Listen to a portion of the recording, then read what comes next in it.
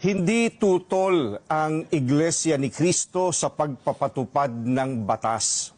Pero tutol kami sa pagbaluktot sa batas, lalo na kung ang layunin ay para pagtakpan ang katiwalian. Gaya ng alam ng marami, si Senator Dante Marcoleta ay nanguna sa pag-iimbestiga sa isa sa pinakamalaking pandarambong na naganap sa ating kasaysayan. Sinimulan niya ito nang siya pa ang chairman ng Blue Ribbon Committee ng Senado. Subalit, pinalitan ng liderato ng komiting ito. Gayunpaman, itinuloy niya ang paghahanap ng hustisya para sa atin na mga mamamayan. Ang ipinagtataka namin ay kung bakit siya na nagsusulong sa pag-expose ng mga sangkot sa napakalaking pagnanakaw sa Pilipinas ang kakasuhan at ipakukulong sa halip na ang mga na-expose. Ang ikinakaso kay Senator Marcoleta ay plunder na isang non-bailable crime.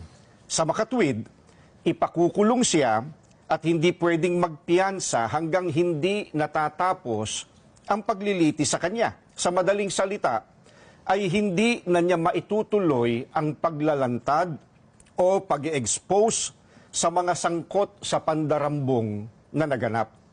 Pero, paanong naging plunder ang pagtanggap ng campaign donation o campaign contribution?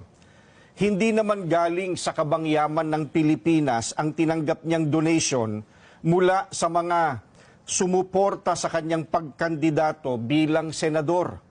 At mismong ang COMELEC ay naglabas na ng desisyon na walang krimen na naganap sa pagtanggap niya ng campaign donation. Sinusuportahan ng Iglesia ni Cristo ang itinataguyod ni Senator Marcoleta dahil ito rin ang posisyon namin. Nananawagan kami para sa transparency, accountability, justice, and peace. Kaya, nais naming iparinig sa mga kinauukulan na kahit ipakulong nila si Senator Marcoleta, ay hindi kami titigil sa paghingi ng katarungan para sa mga kababayan natin na ninakawan. Gusto naming ipaalam sa kanila na isang injustice ang selective justice at hindi kami mananahimik sa harap nitong napakalaking pagyurak sa katarungan na hinihingi ng ating mga kababayan. Yan po ang statement ng Iglesia ni Cristo.